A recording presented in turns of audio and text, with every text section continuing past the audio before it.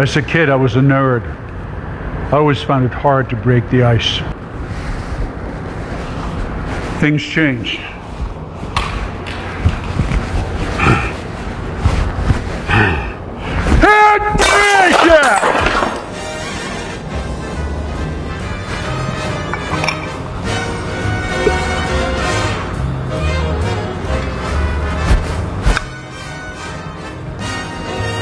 In a world gone soft, we go hard.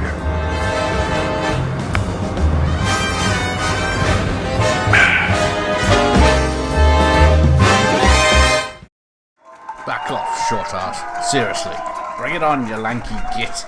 Watch out, he's got previous. At the 1992 Cannes Film Festival, Jean-Claude Van Damme and Dolph Lundgren staged a heated argument, which was captured by cameras. To promote their movie Universal Soldier, the two actors were seen shoving each other, and their bodyguard intervened to stop any further escalation. Van Damme later confirmed that the feud was a publicity stunt. 20 years ago, they gave their lives for their country. Now, they've been brought back to life. They created the ultimate soldier. Give him the serum.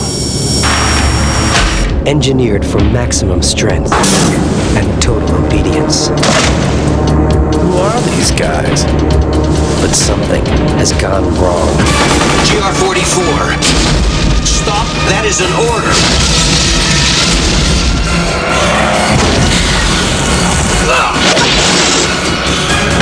Jean-Claude Van Damme. Dolph Lundgren. Universal Soldier. The war is over. You're wrong. It's only the beginning. Well, I'm fighting this thing, man. I kick ass. Well, kiss ass. And I'm busting heads. Universal Soldier is a 1992 American military science fiction action film directed by Roland Emmerich and was written by Richard Rothstein, Christopher Leach and Dean Devlin. The film tells the story of Luke Devereaux, portrayed by Jean-Claude Van Damme, a former US Army soldier who was killed in the Vietnam War in 1969 and returned to life following a secret military project called the Universal Soldier Program. The film was the first on-screen collaboration between Jean-Claude Van Damme and Dolph Lundgren and was released by TriStar Pictures on July 10th, 1992.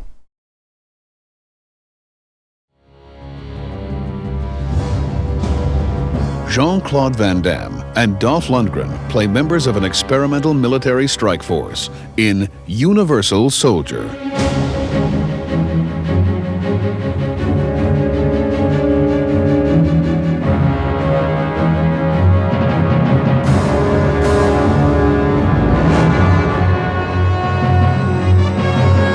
It's nothing robotic like some movies where a guy did like half human, half machine.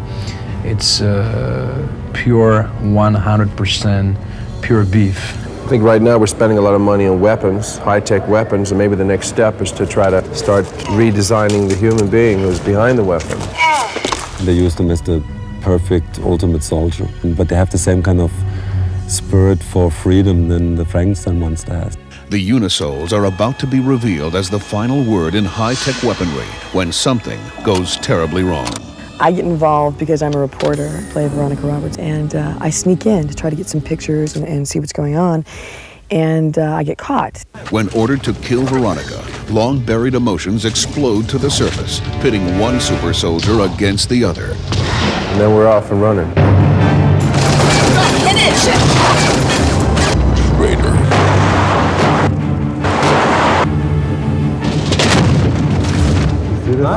Actually, this is great.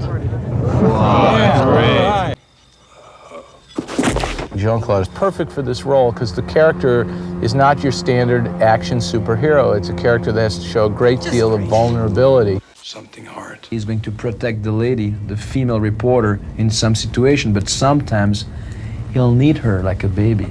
I'm sort of the catalyst that gets him to think about his human side. You know, he does things he doesn't know why he does them, and I start to ask questions and pull him out. But I'm going to find out. She's helping me, 50-50. It's like a team effort. We were acting. Ali Walker, she's a very special lady. very charming, full of charm, always happy on the set, no matter what. You guys should see my body. I mean, without clothes, it's pretty scary. Let me tell you, I am black and blue from about here to here. It's not fun. It's not pretty. I really enjoy it. I mean, I really get into it. It's funny because I didn't think I would. It's just juiced. You're constantly going. You know, you just jam because of it. So it's kind of nice, actually. It's fun.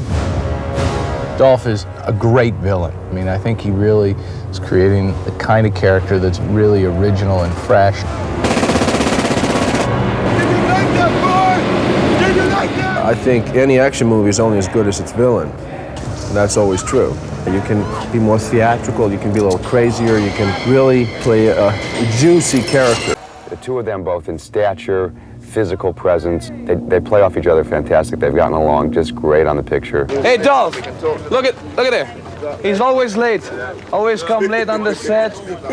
You know, I mean, this is not good. Really? He has to learn. Who's this? Huh? Are you an extra? The Renegade Soldier's epic battle is enhanced by the capabilities of the Unisol truck, a portable laboratory, command center, and arsenal. Well, obviously, if you take a guy who's a pretty mad guy, crazy, you give him, what, a 100-foot truck full of high-tech weapons and let him loose somewhere, you know, you're going to have a lot of fun situations for people to deal with.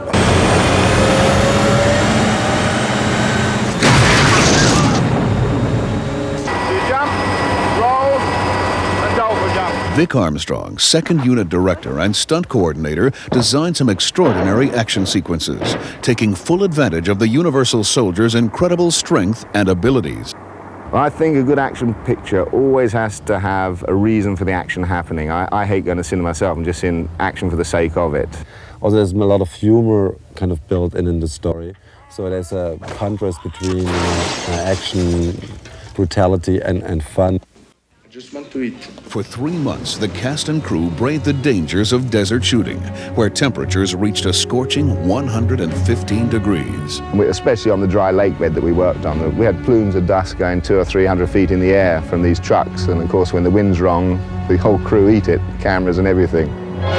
But by far, the most intense location was Hoover Dam, where the filmmakers created a never-before-attempted action sequence. The stunts we do involve scaling down the wall of the dam, which is about 700 and some feet. You know, rappelling has been done a lot, but we did this Australian style, as we call it, which is facing forwards. Action! And it looks as though guys are just running down there, which, you know, gives it a different look. And some of the wide shots, you suddenly get the perspective and the scale of the whole thing when you see the dam so vast and two little fly specks coming down, and then you zoom in or cut in closer as you would everyone. That would be very spectacular. In itself, that's an amazing feat for anybody to do. And I think people are going to be tuned into this because they've never seen it before. It's really one of these films where everything comes together, you know. It's in every scene, there's special effects, big machines, planes, helicopters. Hit him hard! Yeah, big toys. A lot of big toys. Big toys for grown-up boys. Yep. It's a great movie.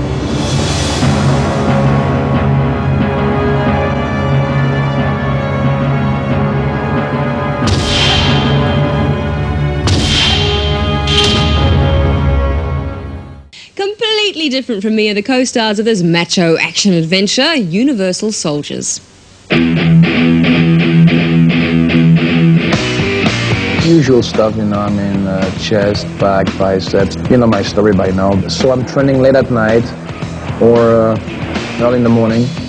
And when we're shooting early in the morning and we're finishing late at night, I'm training at lunch, you know, but always training every day. Well, it's a pretty complex relationship. We start off buddies, and then we develop this conflict back in Vietnam. And that relationship then carries the picture forward and sort of culminates in present time. It's a special concept.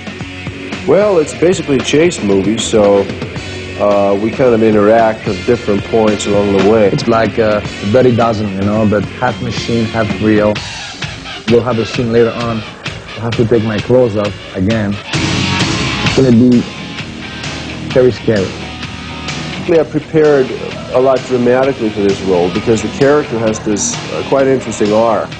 You start off as this emotionally very unstable soldier, then you go into a phase where you're more or less a clone, and then you end up as something that's a mix of both. We have some karate at the end because we have an audience. Plus we have a nice relationship between me and the reporter, so we'll have more of the ladies. So we'll have everything in that movie to please every branches, every people. Almost 25 years ago, the characters played by Jean-Claude Van Damme and Dolph Lundgren were fighting side by side in the Vietnam jungle. They got a little overexcited and, well, things went a bit fatally wrong. Today, they're born-again army weapons on legs, superhuman anti-personnel devices, but with 1% of their past human selves left over. Robocops in camouflage and on the warpath, mega action and surprise in Dolph and Jean-Claude's big confrontation, Universal Soldier. Jean-Claude Van Damme and Dolph Lundgren play members of an experimental military strike force in Universal Soldier. It's nothing robotic like some movies where a guy that like half human, half machine. It's pure 100% pure beef. I think right now we're spending a lot of money on weapons, high-tech weapons, and maybe the next step is to try to start redesigning the human being who's behind the weapon. They use them as the perfect ultimate soldier, but they have the same kind of spirit for freedom than the Frankenstein monster has. The Unisouls are about to be revealed as the final word in high-tech weaponry when something goes terribly wrong. I get involved because I'm a reporter, I play Veronica Roberts, and I sneak in to try to get some pictures and see what's going on, and I get caught. When ordered to kill Veronica, long-buried emotions explode to the surface, pitting one super soldier against the other. And then we're off and running. Super fit soldier, resuscitated from the past. The movie was over the top. Big guys, big guns, big trucks, fantastic stuff. They called it a mini Terminator. Muscle, action, explosion. People like to see that. In those days, it was kind of the Wild West. You could get away with almost anything. I'm alive.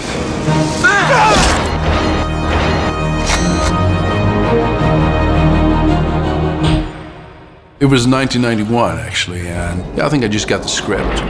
It was called Crystal Knights, the first version. It wasn't that great, but, you know, my agent and my lawyer, they said, oh, you know, there's this other actor, Jean-Claude Van Damme, who I'd kind of heard of. You know, he was like a kind of a younger action guy at the time. Mario Casar sent me that script, and then Emmerich came from Germany. Roland came on board. Dean was the writing partner of Roland, and he had a different take. They rewrote the script, and now the script became better now. It was a Kuroko days. Mario Casar wanted us to do Universal Soldier. Mario Casar, well, you know, he was the king, you know. I mean, he had all the stars, all the big directors. Well, Kuroko at the time had been making one hit right after another, and it had become this place that filmmakers really liked to work because not only did you get paid more, but you had a lot more creative freedom. And they had a series of successful films. I mean, they had probably the best run of hits of independent movie companies ever. From Angel Heart to Basic Instinct to Total Recall, Terminator, Rambo. He liked the big, spectacular Hollywood epics, really. That was his style. And it worked for our movie because that's what we were. Do you want to play catch? Came just from Germany. I was like kind of 9 months in the country. Now I had like some inkling about what it is. I roughly also knew the concept, but I had to really ask, you know, who are the actors in it? And he said to me, like, kind of, oh, it's with Dolph Lundgren and Jean-Claude Van Damme. And I said, I know Dolph Lundgren, but who is Jean-Claude Van Damme? You know, it's how naive I was, you know? And he was like totally against it. He said like, you cannot do this movie. And then I said like, you know what? It's a chance to do a movie. You know, we have like $20 million. So let's do a movie, you know, let's be adult about these things. And then we had like really fun, right? Making this movie. It's another, you know, Hollywood story. You have these two guys, you know, one guy from Germany made a small movie, Moon 44, and Dean, who's a young writer, come to Hollywood, and they end up directing me, Jean-Claude, in their first picture. Well, what happened is I went out and I rented all of Jean-Claude's movies, and Dolph's movies, and we did like a little movie marathon. And we started to get a little stumped creatively, and I said to Roland, so how do we open a movie with these two guys? And Roland said as a joke, well, we kill them. But then that actually sparked a really cool idea, and then we started thinking about it and thought, hey, well, actually, it'd be interesting to kill your two leads in the first scene. And then that really started the whole idea of them being zombies, and it grew from that. I think the whole Vietnam thing came with Roland, the whole background, which I really liked. And the fact that they'd both been fighting for their country and, you know, they both were killed in action. The Vietnam scene was more like a convenient way to kill two people. It was really to show that there had been this animosity between them in their lives, and that when they start to wake up from their kind of semi-zombie state, that antagonism returned. Roland Emmerich, he was a very cool guy, I remember. He listens a lot. He gave the actors a lot of freedom.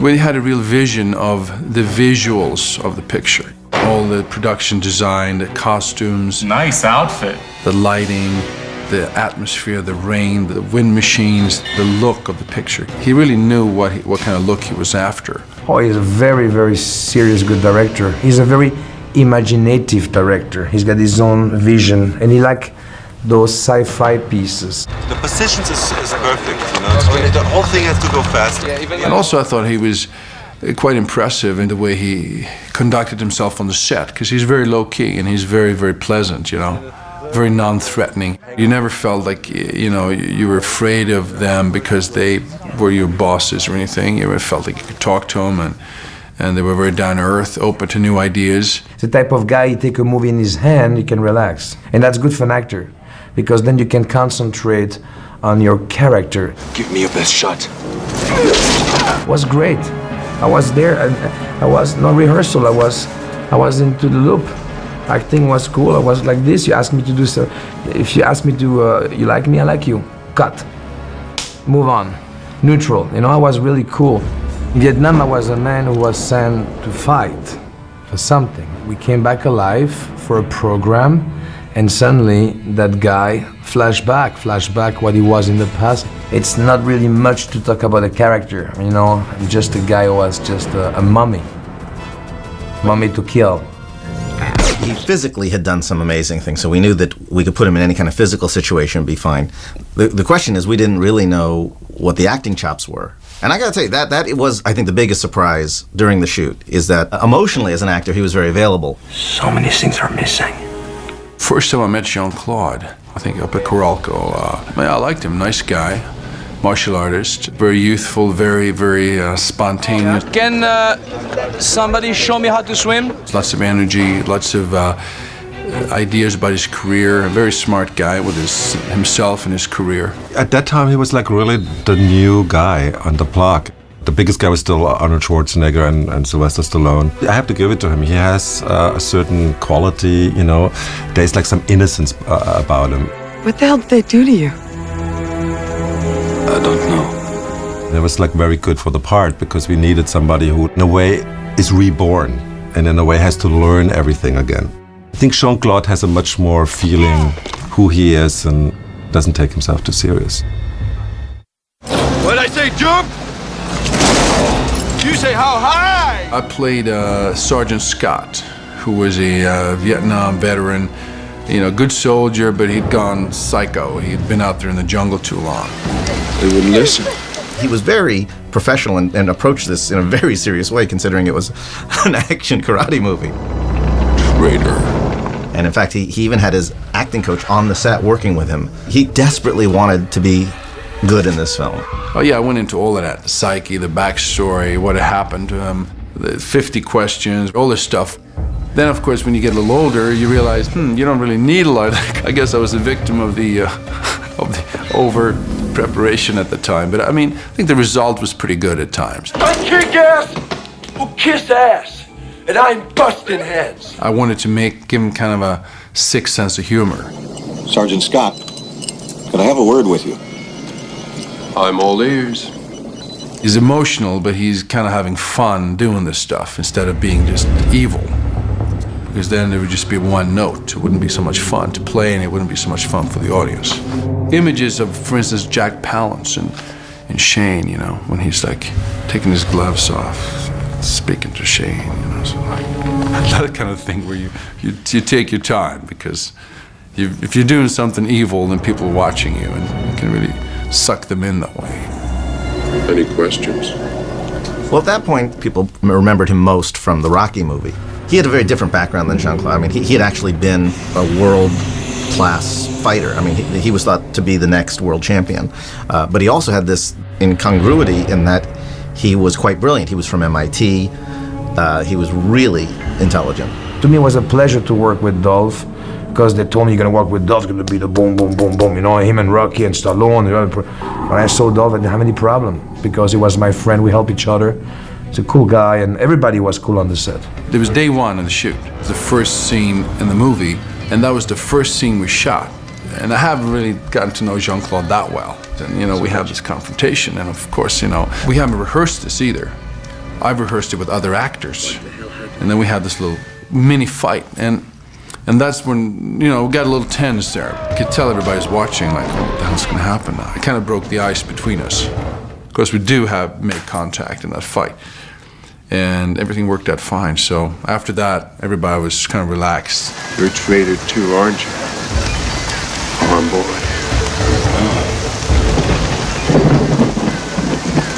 Prove it. Dolph is a big guy, and I'm also a big guy, you know? So when a big guy touch a big guy and the other big guy get nervous, the big guy hands go crazy. But I mean, it was good kick. I want Dolph to hit me good. I asked him. So all this we choreograph, we talk together, and when we start to touch each other, we start to feel each other, it's like everything go fluid. 13. What I like about this movie, it was like a competition in a sense. When you see all those strong guys in the film, they all go to the gym. So we want to keep in shape. They were like kind of so busy, like kind of like Dolph and him, you know, like kind of checking each other out. Hey, Dolph, look at there. He's always late. Always come late on the set. You know, I mean, this is not good. Really? He has to learn. Who's this? It was a little bit like this. Sometimes when we like kind of shot, it was like who pumps up first. I was not aware of that when you like a bodybuilder or whatever, that you have to pump yourself up. It's like kind of like some air pump, you know? There was a big gym in a trailer, 2 trailers of gym equipment that we kind of worked out with. And when you didn't time to dry it, you could not shoot, because then the other guy had to pump up. It was like very complicated. Yeah, there was a little competition going on there, who could bench the most. It's kid stuff. We're gonna try to go, and because we have to look good, but I was in that mood because I didn't know acting, so I was in that physical mood of showing the best I can to the audience. Where are your clothes? What's nudity? I mean, like, to show your butt? Yeah, I'm sure I show my butt all over the place. I mean, in movies. It was like really one of his trademarks. We really wanted to please his audience. We studied his movies very carefully, and we realized there's certain things in every movie. In every movie, he drops his clothes. Oh, come on, man, not this again, huh? So we like kind of did this, some say like very homoerotic shot behind, craning up his butt. The funny thing was that day, even though he had always done these kind of shots in other movies, he gets nervous when he has to shoot it. As we went to set up that shot, he looks over his shoulder and he says to Walter, our cameraman, he says, "Is my butt in focus?" I said, Jean-Claude, we're professionals. We know what we're doing. We get your butt in focus. They say I can put a walnut, and I can crack a walnut with my butt by squeezing my cheeks. Where are you from, anyway? Are you from France or Canada, or... I mean, I figured you gotta be French or something because of your accent. What accent?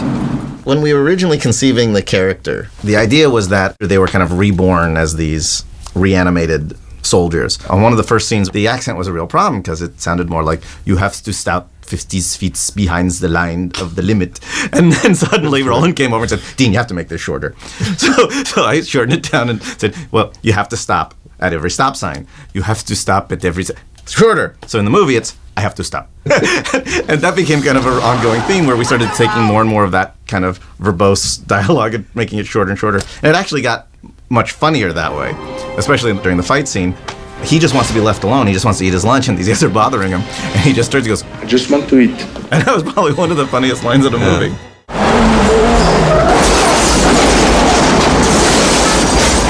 Well, we hired a really good stunt coordinator, Vic Armstrong. I mean, he's like kind of famous in that business. He pretty much took care of it. I always like kind of told him what I wanted roughly, and then he worked it out with these guys. Roland was very good. He'd let Vic do a lot of his stuff himself. He wouldn't interfere too much, which is great, because Vic really knows how to make those things good. We had very limited budget. So what we did a lot of like stunts which are not very expensive but very spectacular. The first one was when they rappelled down the Hoover Dam. Everybody always said like it's impossible to shoot there, and somewhat like we made it happen. The Hoover Dam sequence was a great sequence. I mean, even by today's standards, it's very good, because you actually have real people moving down the dam. It's not CGI. Like, these are real guys. Going down forward, it's special techniques, and then the stunt cut there. On the arrival, the actors took place, and we crack heads and kick butt.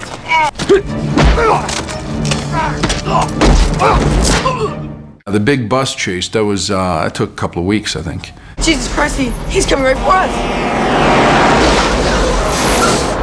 I know we discussed forever the chase sequence with the Unisol truck, you know, like chasing the bus. That was like kind of a big deal for us at that time. There was a lot of second unit stuff. Some things were on stage in LA. Some things were in the, in Nevada and on the dry riverbed. Are we having fun yet? It's very tedious, and you're hanging there doing it, a million times, throwing grenades, firing the gun. Of course, you get a good tan because it's, the middle of the desert. Yeah, it is the Grand Canyon. It's pretty deep, Yeah, we're right on the edge. The gas station, yeah, it disintegrated. I mean, it was a real gas station 1 second, and next it's just a hole. That was huge. That was a good explosion by any means. I felt heat, it's far away, but you feel like a wave of heat. I'm gonna bust your head, punk. I don't want to hurt you. That fight scene when I eat the popcorn and the way I fight, because I've got great flexibility, so I can stay like this and kick a guy, and I look abnormal. When you kick and you make an effort, you make like, it's look like a human doing it, like, When you go kick, you go, baff, and you stay like that, and then your popcorn, you look like like a toy. You're dead, soldier. No, I'm alive. The final climax of the picture was partially rehearsed and partially was just come up with by me and Jean-Claude on the spot. Some of the moves didn't work because of the rain and because of location. Also, we wanted to add some special stuff. We actually went back for 2 weeks and reshot stuff and added moves to the fight because it was a little too short, people felt, in the first version.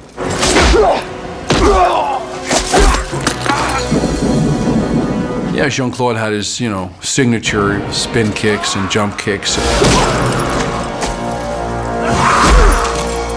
I kind of felt that. I wanted to show some brute strength, kind of throwing him through walls and things of this nature. It's a nice balance of styles there, I think. You're discharged, Sarge.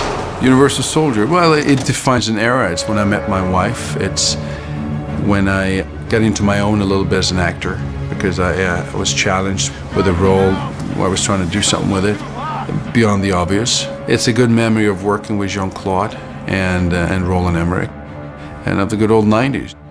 We had a great time making it. I think we got an enormous amount on the screen for very little money.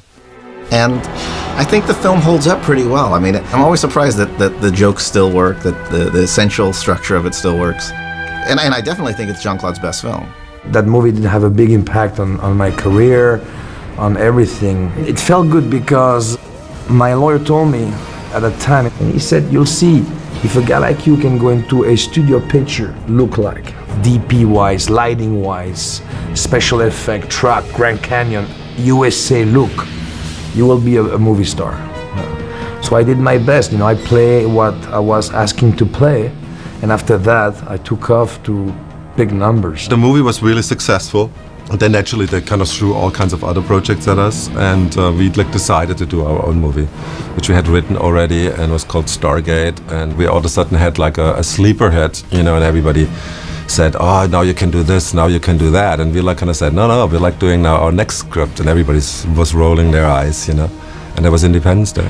When you look at the lighting of that film, the freshness of the concept, the clothing, that special truck, it's one of my best movies. Entertaining, it's Van Damme in his young age, having fun, and with all those guys, it's a great film. I must follow orders. Just can't walk away, do you hear me?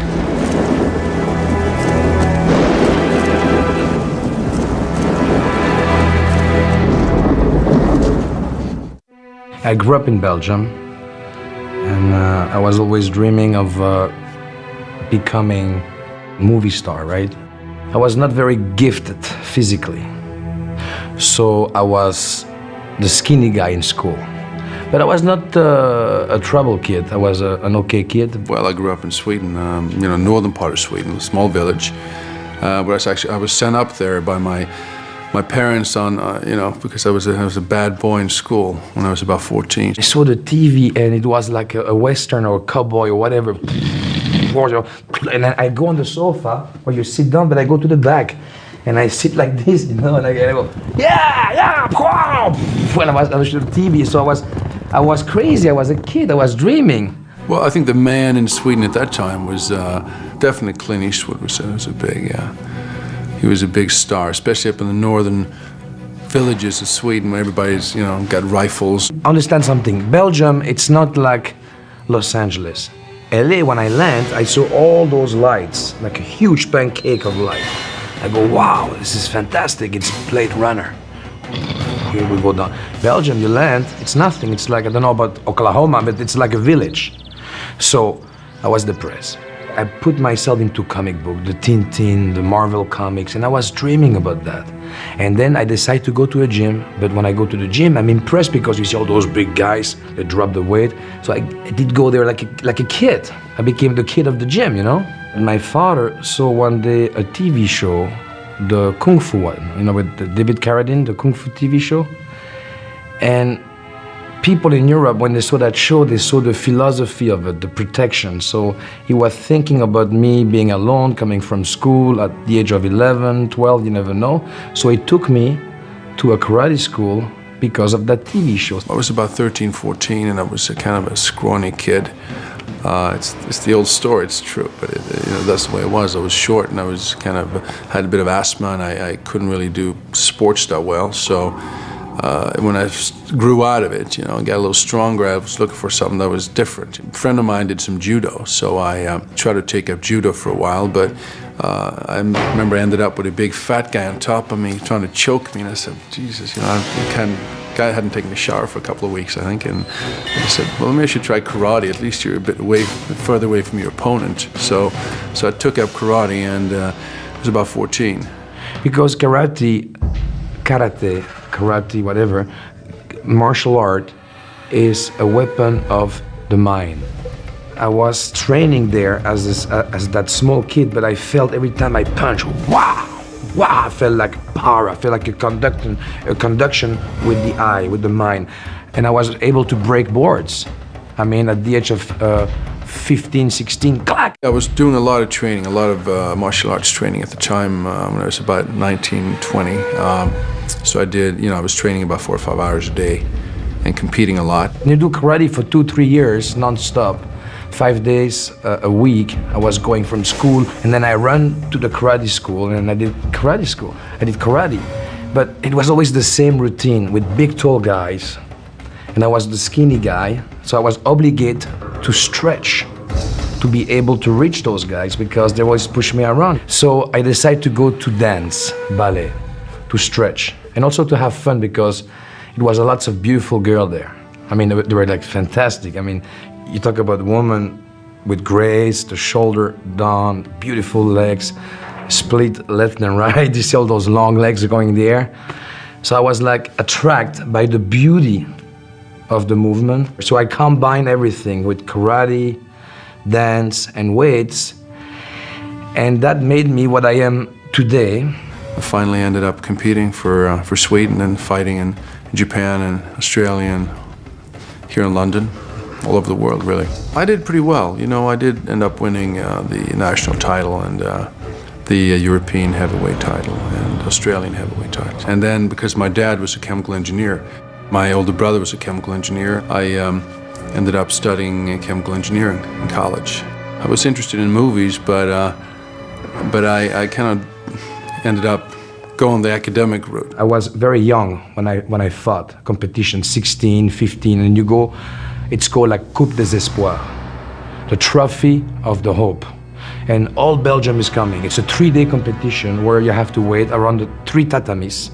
And there's like thousands, it just says like 1,000, 500, 500, it's 250, 125, and you go to the top. That was my first trophy. But I was very happy because I made 8 or 9 fights in 3 days, which is a lot. So when I came to the States, I came as a guy doing karate. I didn't speak English well, and I didn't know anybody. And the first time I was in the airport and the gate opened, I saw that limousine coming by with 2 wheels in the back. And I go, this is my country. That's America, it's a great country. What happened was I got a scholarship to Washington State University. I went there for a year. From there I went back to Sweden, started doing chemical engineering, and finally got my master's in chemical engineering. 1 year was in Australia at the University of Sydney. So I was spent a year there on a scholarship. So from there, from Sydney, I was going to go to MIT in Boston. I had a scholarship there, a Fulbright scholarship. And I came to New York, about as far as New York, and of course, there's always a woman involved. And I met this girl, fell in love with her. She lived in New York. She was a singer. And sort of through her, I got into the entertainment business. I kind of got to see what it was like. And when I, took a look at that, I had 6 months off before starting MIT, and I said, I don't know about these test tubes. That's kind of boring in one way. I think maybe I should try something different. It was very hard for 5 years because I didn't know anybody, and I was chasing producer, actors. I was sleeping here, sleeping there, using that room, this room. And suddenly a guy saw me. After a few meetings, I came to his office, and I waited for hours. I was hearing that guy making deals. He was not talking too much about the story of the movie, but more like a date and a this and a that. And his partner too, it was like YouRun and Manarem. So I did go to his office and I present a product. I said, look, I'm here for 5 years, or 6 years now, and it's not going well for me. I was really depressed, but I can do everything. And I took my shirt, I took a chair here, a chair there, and I did a split. And he was in his office, and he go, Karin, bring me Bloodsport. With his big tongue like that, a funny guy. He made me what I am today. That first movie gave me the chance to succeed. I got called in for 2 big movies. One was Rambo 2, one was Rocky 4. The character was Ivan Drago, and there was one of those cattle calls, 5,000 people. One of those typical stories. I mean, it was a big line of guys, all big guys. I didn't even know what the movie was. They took one look at me and said, how tall are you? I said, 6'5", too tall.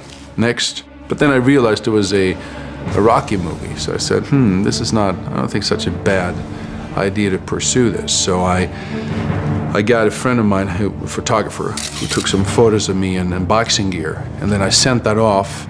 A few months later, I was here in London actually, somebody called me from Paramount. Stallone wants to meet you. We want to fly you to LA. And that's when he explained to me it was, his opponent, a Russian fighter. And we took some Polaroids, and he said, you got to gain some weight, Dolph. There was a final screen test when there was me and 2 other Russian guys left. And I'm there in my boxing trunks going, shit, this is really the big time. If I screw this up, this is it. So there were 2 other Russians, and they were yelling and screaming, and I was doing a bit of Clint. Yeah, it was a bit of a Clint, just standing there, just speaking very slowly and not moving too much. And it was pretty effective. So I think, next day Sly called me, and I had the role. 2 territories about the movie, France and Malaysia. The movie hit in both countries #1. And I told them I'm gonna come to promote the movie, and I did. We did like demonstration, karate stuff. And me, I'm honest, on TV, I didn't know about promotion. So I said, I can do a better movie, it's a low budget. And when I called me on the phone, he said, idiot, You're not supposed to tell the people. You're supposed to tell this is a great movie. It cost a fortune. We shot for 6 months. I don't understand the promotion. And sorry, man. I was in New York. I didn't understand anything. I went from this, shy Swedish kid and nobody knew to somebody who had to go on talk shows and being asked, how do you feel about, the political situation with Russia and President Gorbachev, how do you feel about what he's doing now? And it's like, well, I don't know. I mean, it was like, I'm still the same guy who was hitting the bag 5 months ago, After I did Rocky IV, I was just lost, and it was like the world just went nuts because I was, world famous, and suddenly I was making a lot of money, and I was just a kid, 27-year-old kid. I was too young. I was 20 or 22, 26. I don't know. I was too young. I was a kid. When you get your first movie and it started to roll, to go for it, then I didn't let go with the rope. I was cranking 2 to 3 movies a year. How can you do that? I mean, 2, 3 movies. It was like a factory. So I made those movies like that for 10 years. When one movie was finished, they were expecting me for a promotion. So I go promotion back to the movie. Thank God I was a beast with my health. Those next 4 or 5 years was like nuts. I mean, I made a couple of good movies, but also it was very hard to sort of find your own identity and keep your integrity in that world. My dream was, since I was young, I wanted to be in the film. And then when I reached a certain level, it was a big pay salary, I didn't say, but okay, now I'm on the top, I've got the best hotel and this and this and that, but what am I doing? What am I doing? And then that guy came to my life. I didn't ask for him. He's like the Scorsese of Asia, Ringo Lam. And he told me what's the movie about it. He did a film with me called In Hell. I play a guy who's like on the ground, So it was hard for me to change after so many movies to do a guy who's gonna get kicked and slapped and spin on it for 2 hours. And that helped me to become a better, what we call actor. It depends on who the people are who come up to me. For instance, we're in London now, and I go running in Hyde Park in the morning. Last week I'm up there, and this detachment of the Queen's cavalry come by. And sure as hell, the guys go, I must break you, and if he dies, he dies, and all this stuff. And these are young kids, right? 20-year-old kids, and I don't even know how they recognize me because I've got long hair, but obviously these movies they do hit a nerve with, especially young males. My fans are coming to me. They always talk about, you believe or not, Double Impact, Kickboxer, Bloodsport. They want to see me in those movies, because I did such an impact there. It's like when James Bond did Sean Connery, took him maybe how many years to stay away and to come back with a Steven Spielberg as grandpa. And now he's back as a sexy guy. But you never know in the business. What's happening now is, I'm married. I got 2 kids, 2 daughters, beautiful daughters, but live in Marbella, Spain. I'm doing okay, actually. I've calmed down a little bit. Still working out, I got a little bit of few muscles left. The big thing in my career right now is directing, which is satisfying, and it kind of takes me to another level. My production company is Thor Pictures. Thor, the God of War. I'm still dreaming. We're gonna make the biggest martial art movie ever. You like it? You can see your hand on the camera. Good. Nice necklace. I got one just like it made out of noses.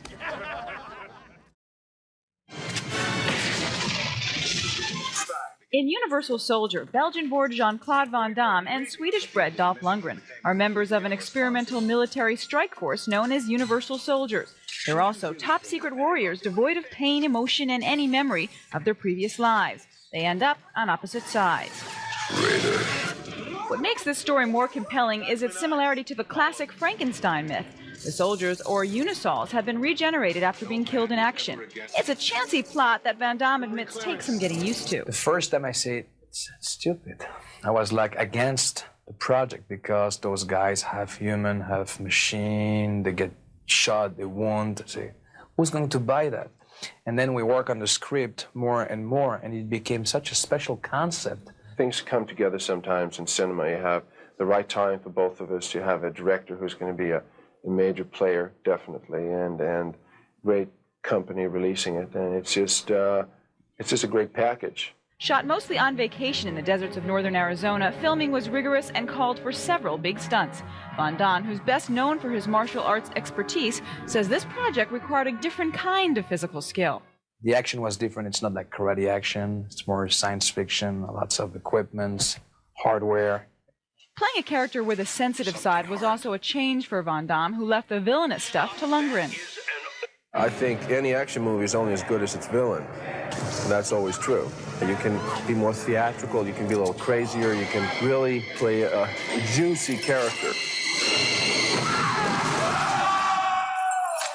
Although both Van Damme and Lundgren have had limited box office success separately, they're hoping their joint efforts in Universal Soldier will launch them into Schwarzenegger-sized superstardom.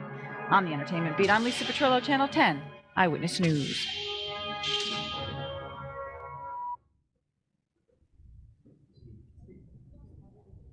Jean-Claude, it is a pleasure to see you again and to welcome you again to Cinema Showcase. The last time we talked was for Double Impact. That's right, Yes. with my brother. Both of you, since you played a dual role Right. that time. But here you are in Universal Soldier, which is a whole different kind of thing with a science fiction part to it, as well as the action that you're so famous for. And it seems to me that it must be the biggest budget movie you've ever done, is it? Yeah, it's my first big movie. I mean, big budget movie with a different look, like you say, with some science fiction add to it, and also some comedy and the action. Yes. Yeah. What was the budget? Around $23 million. And every bit of it's up there on the screen. That's a Yes, lot. but the director did a good job because the movie looked much more expensive, grandiose. He shot in scope and he used some nice scenery, plus all the science fiction tracks and weapons and outfit. It was a very difficult movie to shoot, you know? The hardest you've ever done? I think so, because the heat condition and also to be able to mix action with comedy and some of the romance, and to be able to let sometimes the lady helping me in the movie as an action guy to be like, what am I supposed to do now? It's great. It was a great movie on everything, on every type of situation. I should think that your fans would be very happy to see you in this because of all the different elements. But do you sometime maybe look forward to a time when you will do a non-action picture? Yes, right now I'm shooting a movie in Santa Rosa, Sonoma County, like a remake of Shane, but present time. It's a love story between me, a lady, of course, and two children. So with some action, but it's very different than Soldier and Double Impact. So I like to try different types of movies. I've got more power now with studios to be able to bring different types of story. So the Shane-like picture will have a Western background? No, it's present time. Oh, present I'm a time. convict escaping from jail, and then I became almost like a father to that family to help them against a mean corporation. Will there be no karate? No karate. Some action, but nothing to do with karate, and a strong relationship with Rosanna Arquette, and the villain is Ted Levine, you know, so big cast, good story, a script from Joe Estahouse, who wrote Basic Instinct, so it's like different type of movie. But will some people, or if some people, Jean-Claude, say, oh no, I want to see him do, I come to see him do karate and everything, and they go away disappointed? No, because I'm not jumping from A to Z. I'm going from karate to Double Impact to Soldier to like Pals, Crossing the Line, I don't know what's the new title. So I'm going on a smooth motion and then go back to action again to keep my fan, but also I can bring some more fan, like maybe female fan to my movies. And by the way, Soldier has a very big score with the ladies. In the pre-testing? Yes, we did like a few days ago. Yes. Very high with females. It's so interesting to me that people like you and Arnold Schwarzenegger, other foreign people who come to our country and achieve the American dream in a relatively short time. Right. I wonder if it's saying, or if you people are proving that we Americans don't take advantage of all that there is to offer. Yeah, it's a great country and you can do so much with America, but we have a small advantage. When we come here, we don't have any families and no friends. So we are more dedicated to the job.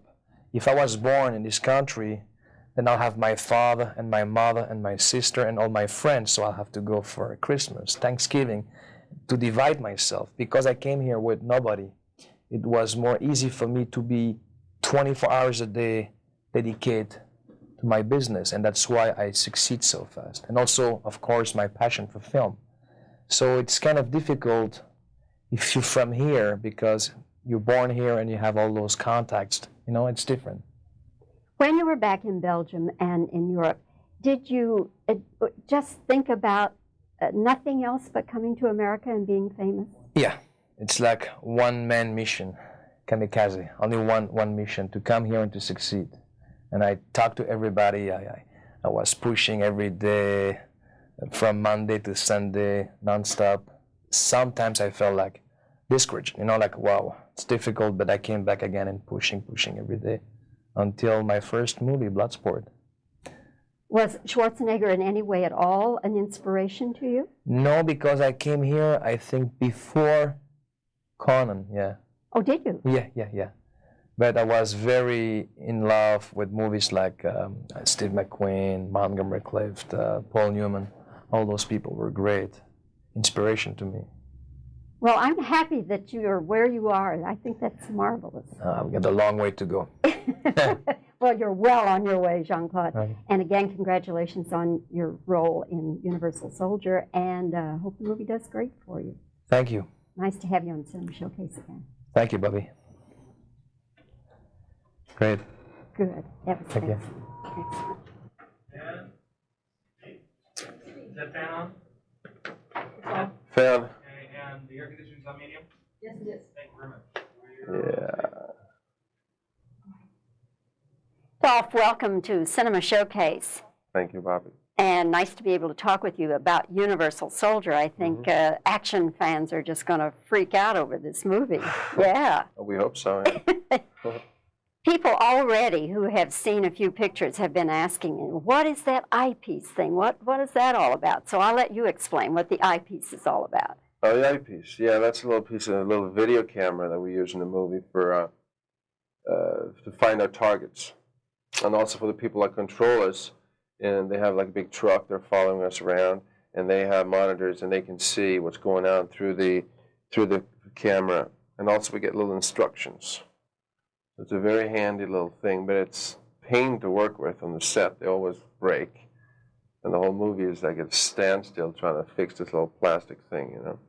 Well, it's not really operative, though. It's just like Most a of toy. them. Yeah, but they have the ones that work, too. Oh, they the ones do? that focus and, yeah.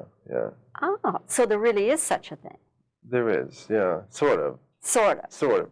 Okay. It looks good. In the world of science fiction, there Yeah, it really looks is good. such a thing. But does it totally black out your vision when you have it over that eye? Yeah, it does. So that could be a hazard. Yeah, so between takes, you walk into a lot of doorways and things, you know. And one another. Did you and Jean-Claude know one another before you did this movie? No, we didn't. And so, well, tell me about getting acquainted with him. Was it easy to get acquainted with him, or? It was easy, you know, but there's always a bit of competition there on the set. We both knew we were going to work with each other, and we both knew we were adversaries. So, of course, the first day of shooting, there's a little bit of this standoffish kind of thing, but it looks good on screen, and it helps the movie. And after beating each other up for, 3 months, we're friends now. Now that the movie's over, Yeah. you're friends. Uh-huh. I think one of the most spectacular scenes in this movie, and maybe one of the most spectacular things I've seen in a long time on the screen, is the guy who walks down, or the men actually, who walk down Hoover Dam. Yeah. And they really did that. Yeah. I Yeah. mean, that was a terrific stunt. I did some myself.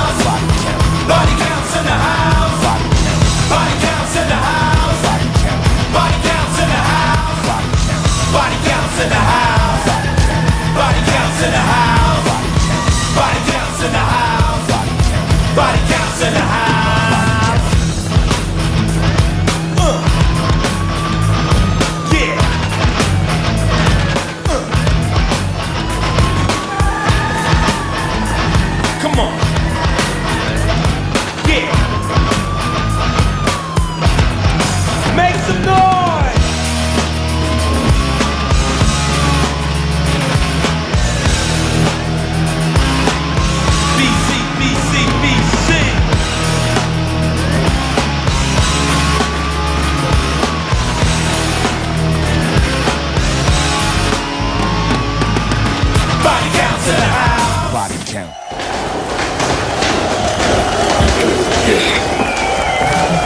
You think you're tough, don't you? I ain't gotta be tough. Got a couple bodyguards for that. Is that it?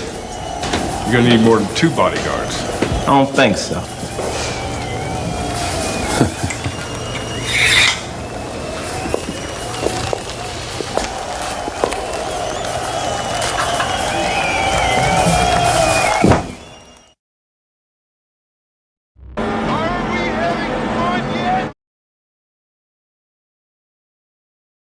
The film received negative reviews from critics and grossed $120 million worldwide against a budget of $23 million. The next picture is a ridiculous action-adventure called Universal Soldier, starring mesomorphs Jean-Claude Van Damme and Dolph Lundgren as a couple of quarreling Vietnam soldiers who kill each other and in a grand scientific experiment are brought back to life in the present day as robotic killing machines called Unisouls. Universal Soldiers. They chase each other in this life too. Van Damme as the good guy, Lundgren as the heavy-duty jerk. Van Damme is accompanied by the film's love interest, an inquisitive TV reporter played by Ali Walker. The script is Lundgren trying to spout throwaway lines a la Arnold Schwarzenegger, but Lundgren's a stiff. Lundgren is also lame when he's on his own against the technicians who have developed the Unisol program. Universal Soldier looks like it held its casting sessions at a health club. No one is more healthy than Jean-Claude Van Damme himself, as he asked the TV reporter to help him locate an implanted tracking device. Something hard. Get the joke, as they say on Monty Python, nudge, nudge, wink, wink. Pretty lame stuff. Of course, Universal Soldier is ridiculous. I don't really penalize it for that. I just wish that the combatants were more interesting. Having Van Damme fight Lundgren isn't that exciting. I kept wishing he was going after some larger target rather than just a mean version of himself. Okay, now having agreed with you on everything you've said about the movie, including how stupid it was, I want to tell you what happened to me while I was watching it. Because, you know, when you're watching a film that's completely predictable and utterly devoid of anything that's going to interest you, your eyes start casting about into the corners of the screen looking for something to divert you, and my eyes fell on Ali Walker as the TV newswoman, and I thought her performance was very good. She reminded me of somebody like Deborah Winger. She has an energy, she has a quickness, she has an intelligence, she's able to react within a scene and to be interested in it. As I watched her here, I thought, we're going to see more of her. She's a good actress. Well, what I thought of Meg Ryan, because I'd just seen her in Prelude to a Kiss, and physically they look the same, similar kind of hair. She was doing something fresh. I don't know, when you put her in the category with Deborah Winger, that's a real high compliment. It's high praise, but I meant it in terms of the fact that with both actresses you feel like there's an intelligence there, and they're not just reading lines, they're really reacting to a scene. Remember, she's working against 2 guys who are not really going to steal scenes from her. Let's get her up against somebody good and see what happens. When we look for something unusual, something hard.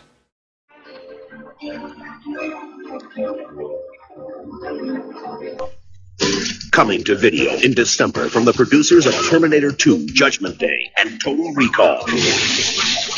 Jean-Claude Van Damme and Dolph Lundgren mean double action. What the hell did they do to you? I don't know. Double star power. And double profits in Universal Soldier.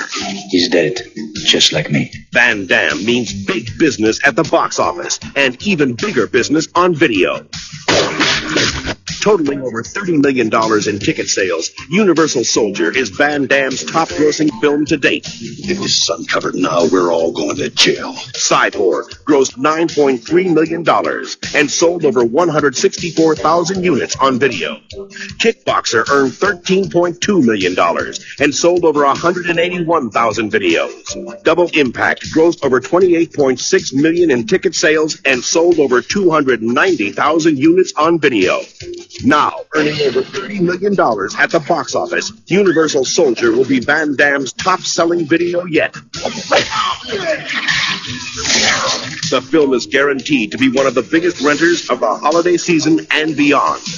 Live's pre-pack offer ensures explosive profits for retailers. Stores can buy 8 and get a 9th copy of Universal Soldier free for a savings of over $90. POP includes a high-impact 6-foot-tall standee. Live has generated tremendous consumer excitement for this film. Trailers for Universal Soldier featured on Basic Instinct and other live product have reached over 50 million consumers. So get set for double action, double star power, and double profits. Jean-Claude Van Damme, Dolph Lundgren. Universal Soldier, coming to video December 9th. The VHS was released in America in late of 1992 and worldwide in 1993. War. It's over. Not for me. During the conversion of the video game Turrican 2 to the Sega Genesis, the publisher Acolyte decided to cash in on the hype of the surrounding the film and rebrand the game as a tie-in. The resulting product received mostly negative reviews compared to the critically acclaimed home computer release. A version of the game for the Game Boy was also released, while the Super Nintendo port was developed but never released.